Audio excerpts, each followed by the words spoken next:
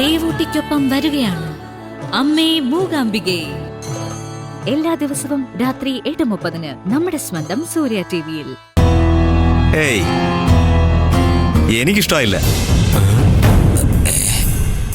ഇതുപോലൊരു നിസ്സാരമായ വീടാണോ താൻ എനിക്ക് വേണ്ടി ചൂസ് ചെയ്തിരിക്കുന്നത്?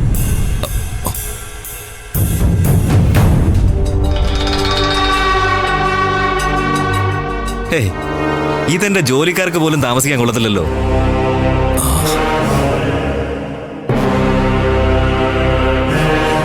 അയ്യോ, അങ്ങനെ പറയല്ലേ മുതലാളി. അകത്തേറി നോക്കിയാലേ ഒരുപാട് സൗകര്യങ്ങളുണ്ട്. എന്തായാലും വന്നതല്ലേ, നമുക്കൊന്ന് കേറി നോക്കാം.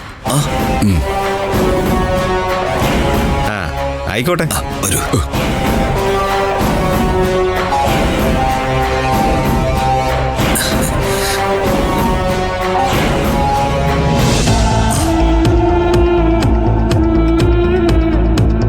മുതലാളി, ഇവരാണ് ഇവിടുത്തെ വീട്ടുകാര്.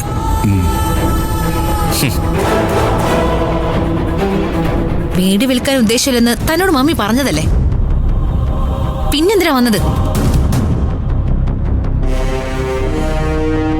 സൂര്യ സാറ് പറഞ്ഞു. സൂര്യ സാറാണല്ലോ വീടിന്റെ ഓണർ. അദ്ദേഹമാ പറഞ്ഞത്. അദ്ദേഹം എവിടെ? സൂര്യ ഇവിടെ ഇല്ല. താൻ ഇവരെയും വിളിച്ച് ഇവിടുന്ന് ഇറങ്ങി പോവാൻ നോക്ക്. പറഞ്ഞൊന്നും മനസ്സിലായില്ലേ? ഇറങ്ങി പോവാൻ. ഇയാൾ ഏതാ ഈ ഐറ്റം?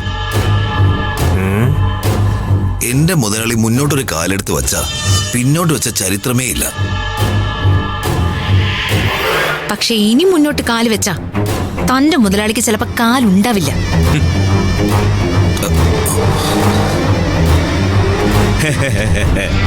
Good good. ശൗര്യമുള്ള പെൺകുട്ടികളെ എനിക്കിഷ്ടാ.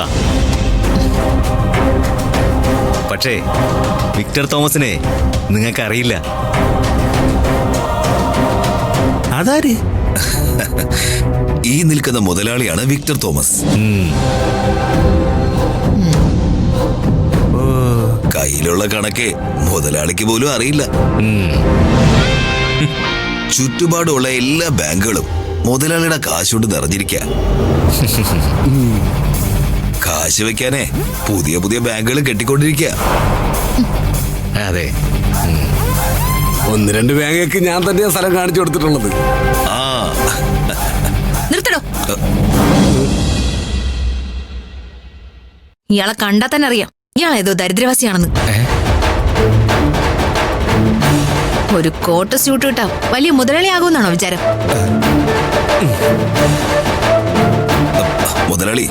മുതലാളിക്ക് ഇതൊക്കെ കേട്ടിട്ട് എങ്ങനെ സഹിച്ചു നിൽക്കാൻ കഴിയുന്നു? ഇതൊക്കെ കേട്ടിട്ടെ എന്റെ കൈയും കാലം തന്നെ തരിച്ചോണ്ടിരിക്കുക.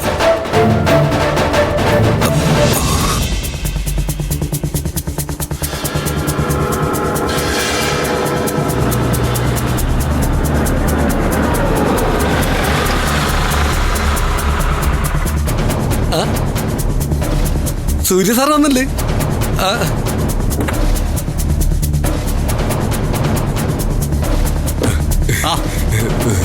സാറേ, സാറ് പറഞ്ഞ പോലെ വീട് വാങ്ങാനുള്ള ആളിനെ കൊണ്ടുവന്നിട്ടുണ്ട്. ആണോ? സാറ് ഓക്കെയാണെങ്കിൽ ഇന്ന് തന്നെ പൈസ രൊക്കം കയ്യിൽ വരും. തങ്കച്ചൻ വാ. Hi sir. Hello gentleman. Hello, nice to meet you. നമസ്കാരം സർ. സാർ വരും, നമുക്ക് അകത്തിരിക്കാം. ഷുവർ. സൂര്യ, നീ വെറുതെ പ്രശ്നം ഉണ്ടാക്കാൻ നിൽക്കണ്ട. അങ്ങോട്ട് പറയേ. ഇവരുമായിട്ട് ഡീൽ ചെയ്യാൻ എനിക്ക് നന്നായിട്ട് അറിയാം.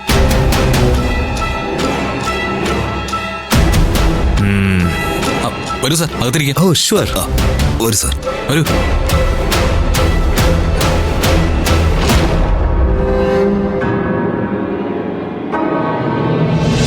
വരൂ സാർ, ഇരിക്കൂ.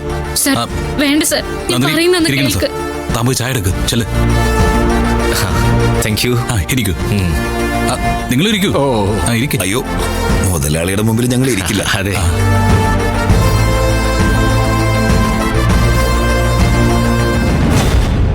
സത്യം പറഞ്ഞാലേ കണ്ട കാഴ്ചയിൽ സാറിന് വീട് ഇഷ്ടപ്പെട്ടില്ല. Hey, I like it. I like it. Okay.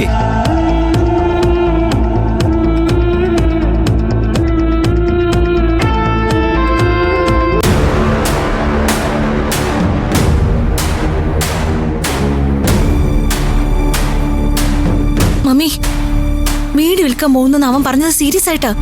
വീട് വാങ്ങാനുള്ള ആള് താഴെ വന്നിട്ടുണ്ട്.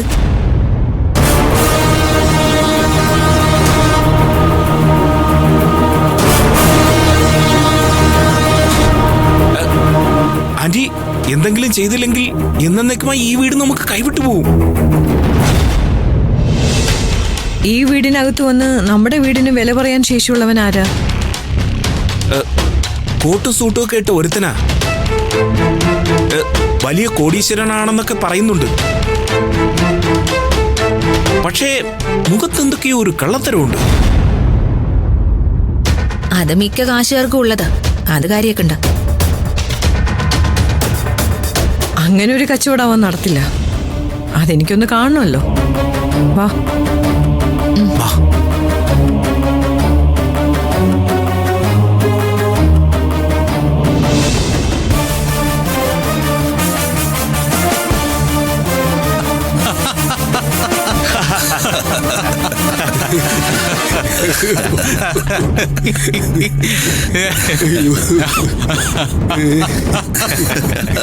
അയ്യോ. അപ്പൊ നമ്മൾ എവിടെയാ പറഞ്ഞു നിർത്തിയത്? മാർവാടി അല്ലേ? മാർവാടി കൂട്ടരും 200 കോടി രൂപ പെട്ടിയിലാക്കി മുതലാളിയുടെ മുന്നിൽ വന്ന് ഇങ്ങനെ ഇരിക്കുക. കാര്യം എന്താ? മുതലാളി ആ പ്രോപ്പർട്ടി വിട്ടുകൊടുക്കണം. എന്നിട്ട് സംഭവിച്ചത് എന്താണെന്നറിയോ? മുതലാളിയുടെ ഇടംകാലി കണ്ടോ? നീ നോക്കിയേ, ആ ഇടംകാലി കൊണ്ട് ഒരൊറ്റ അയ്യോ തട്ട 200 കോടി ദാ കിടക്കുന്നു. അയ്യോ.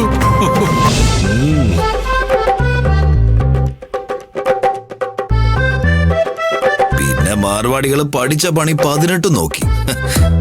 മുതലാളി കുലുങ്ങിയില്ല. അവസാനം അവന്മാരെ ഓരോരുത്തരായിട്ട് മുതലാളിയുടെ കാൽക്കൽ വീണ് നമസ്കരിച്ചു. നന്ദിനി കേട്ടില്ലേ? ഗംഭീര സംഭവം തന്നെ. I appreciate you. Thank you gentleman. ഓ,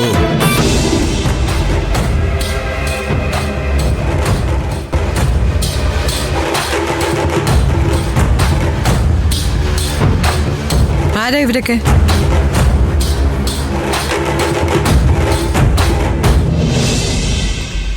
തന്നോട് ഈ വീടിനകത്ത് കാലുകുത്തല്ലെന്ന് പറഞ്ഞല്ലേ? അല്ല, മുതലാളിയെ വീട് കാണിക്കാൻ വേണ്ടി വന്നതാ.